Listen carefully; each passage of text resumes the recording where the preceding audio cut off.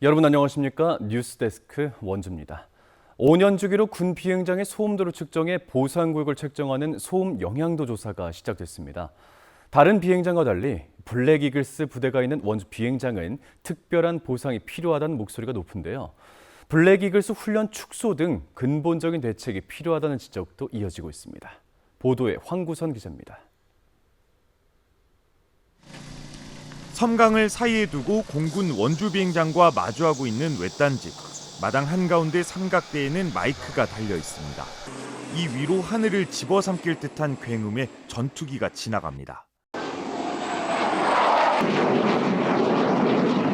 순간 소음은 100데시벨 안팎. 콘서트장에서 들을 수 있는 소리로 15분 정도 노출되면 청각이 손상될 수 있습니다. 군소음 보상법에 따라 5년 주기로 시행되는 소음도 측정으로 전투기 훈련이 많은 8월에 1차 조사가 시행됐습니다. 저희는 이제 군부대 훈련 일정에 맞춰서 지금 진행하고 있습니다. 원주 비행장이 있는 원주와 횡성 지역 각각 5개 지점이 소음도 조사 장소로 선정됐습니다. 5년 전 첫 조사 때 마을회관 같은 마을 중심지에서 이루어졌다면 보다 비행장에 가깝고 주민들이 피해를 실감하는 장소가 추천됐습니다. 전국의 다른 군 비행장과 원주 횡성의 가장 큰 차이점은 바로 블랙 이글스. 일부러 저공 비행을 하고 굉음을 내는 고개가 목적으로 일반 전투기보다 극심한 소음 피해 주범으로 지목돼 왔는데 전투기 훈련이 집중되는 8월은 활동이 적어 내년 2차 조사에 초점이 맞춰질 예정입니다. 특히 원주는 블랙 이글스가 활동하는 주요 공항이기 때문에 블랙 이글스에 초점을 맞췄습니다만 훈련이 없어서 3월 달에 블랙 이글스가 하는 2차 때 측정을 하고 가장 큰 관심은 이번 조사 결과로 2026년 말 확정되는 보상구역 설정입니다.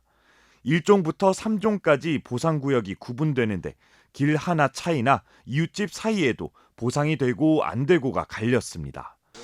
횡성군은 블랙 이글스가 있는 피해 특수성을 감안해 2종 구역을 1종으로 상향하고 마을이 아닌 리 단위로 보상을 확대하자고 공군에 정식으로 건의했습니다. 수십 년간 겪은 피해 현실화도 중요하지만 블랙 이글스 이전이나 연습 단축 등 근본적인 대책이 필요하다는 지적은 끊이지 않고 있습니다.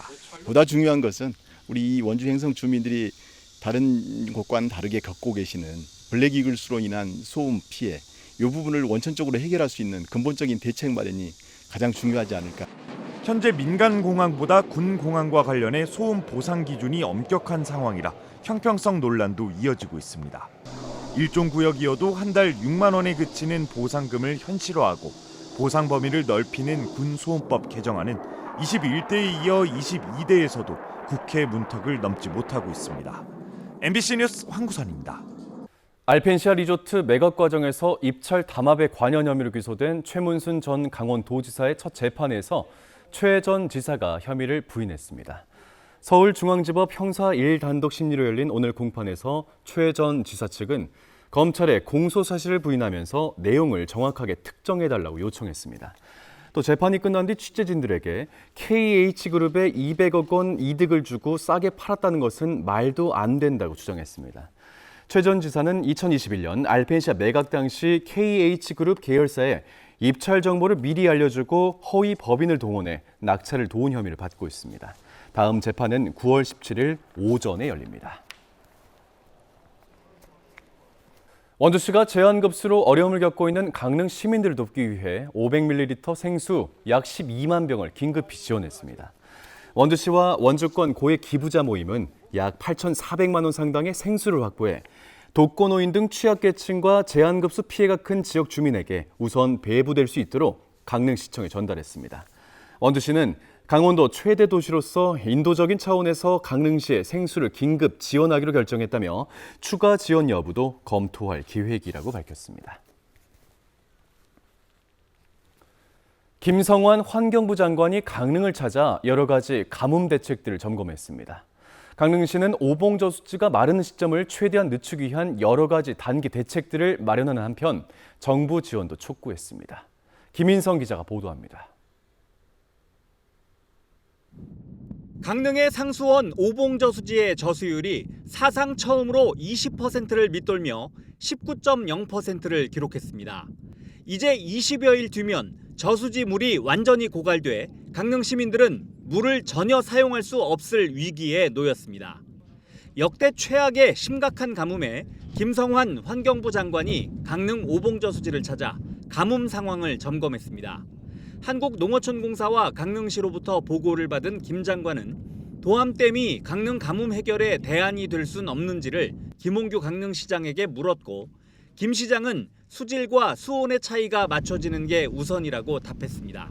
장관님 온도 때문에 이거는 저기하고 여기가 가격 차이가 아니거든요. 농민에게 농을 줘도 여기 때문에 같이 못합니다. 그 온도와 혹시 대안이 될 수 있어요? 앞으로 계속 비가 오지 않는다면 3주 정도면 고갈될 우려가 커지고 있습니다. 정부와 강릉시는 일단 초단기 긴급 대안을 마련하고 있습니다. 강릉 오봉저수지 상류의 도마천, 중간에 중장비 3대가 들어가 공사를 하고 있습니다. 강릉과 정선의 경계, 삽당령 방면에서 물이 흘러내려오며 아래쪽 오봉저수지 방향으로 흘러가게 하는 겁니다. 오봉저수지 하류 어흘천과 보광천 합류 지점에 대형 수로를 개설하는 공사도 시작됐습니다. 강릉시가 최근 물막이 시설을 만들어 물을 가둔 뒤 하루 10,000톤가량을 농업용수로 공급해왔습니다. 그런데 행정안전부가 특별교부세 14억 원을 긴급 지원함에 따라 이 물을 다시 오봉저수지 상류로 끌어올려 상수원으로 활용하는 사업을 시작한 겁니다. 이번 공사가 마무리되면 이르면 이달 말부터 하루 10,000톤의 물을 바로 이곳 오봉저수지에서 강릉시 생활용수로 활용할 수 있게 됩니다. 오봉저수지의 완전 고갈을 조금이라도 늦추기 위해 강릉 지역 곳곳에서 사투가 벌어지는 사이 중앙정부의 다양한 지원과 대책 검토가 동시에 이루어지면서 사상 초유의 가뭄 재난을 과연 어떻게 이겨낼 수 있을지 관심이 집중되고 있습니다. MBC 뉴스 김인성입니다. 전교생이 5명 안팎인 폐교 위기 학교들이 도시에서 온 유학생들 덕에 문을 닫지 않게 됐습니다. 학생 수가 급격하게 줄던 작은 학교들이 도시 학생들의 유입으로 숨통을 트면서 지역사회에도 활기를 불어넣고 있습니다. 김도균 기자의 보도입니다.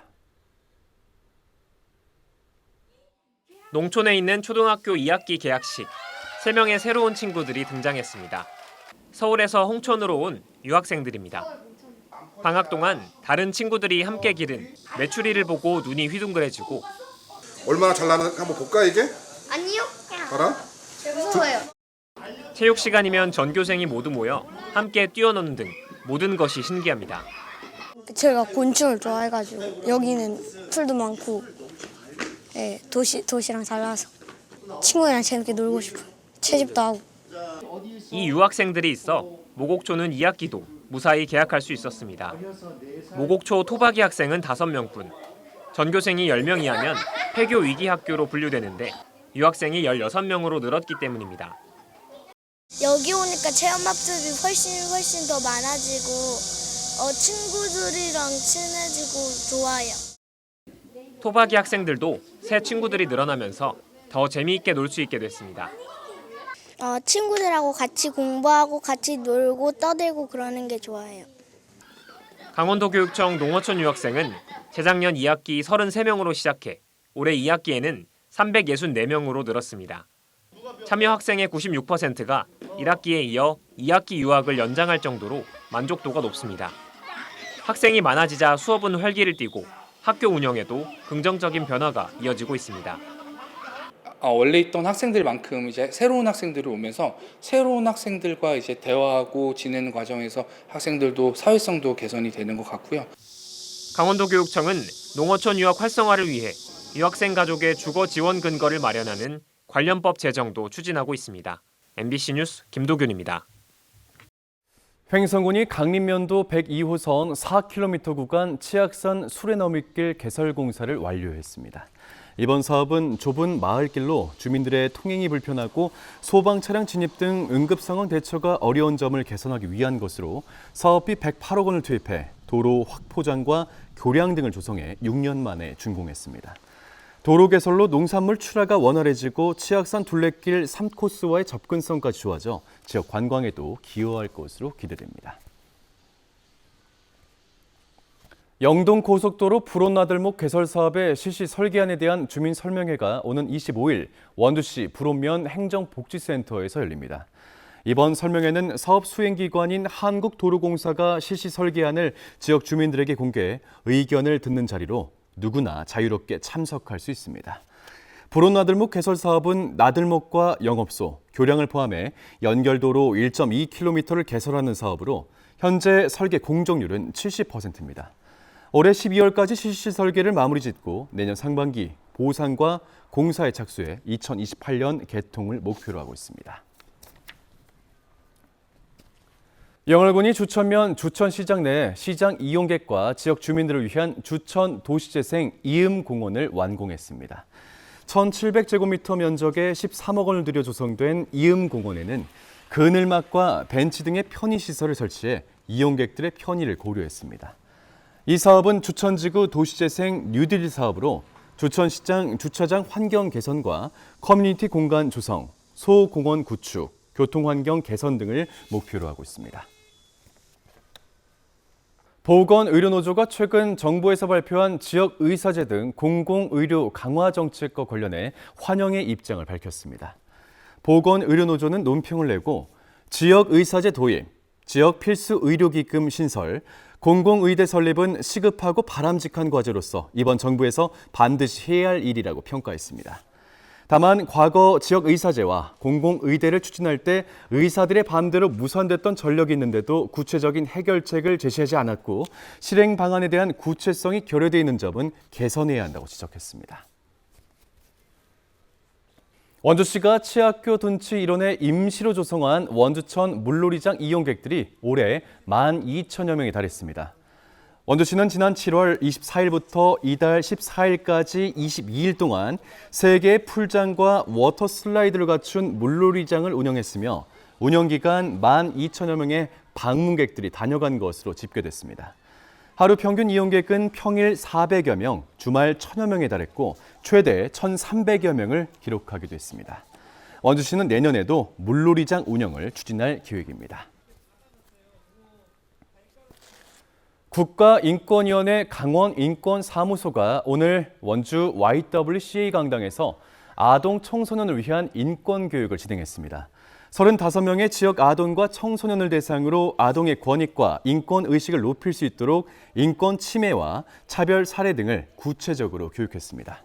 이주민과 아동 청소년들을 위한 인권교육은 이번이 1회차로서 오는 11월 한 차례 더 열립니다. 강원도 인구 중 65세 이상이 차지하는 비율이 26.3%로 해마다 고령화가 심각해지고 있습니다. 행정안전부의 자료에 따르면 7월 말 현재 도내 65세 이상 인구는 39만 6천여 명으로 전체의 26.3%를 차지하고 있습니다. 지금까지 뉴스데스크 원주였습니다.